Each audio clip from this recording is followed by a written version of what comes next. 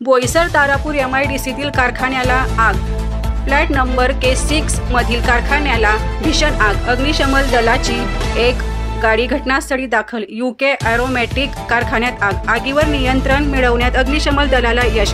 कोणतीही जीवितहानी झाली नसल्याची प्रशासनाची माहिती।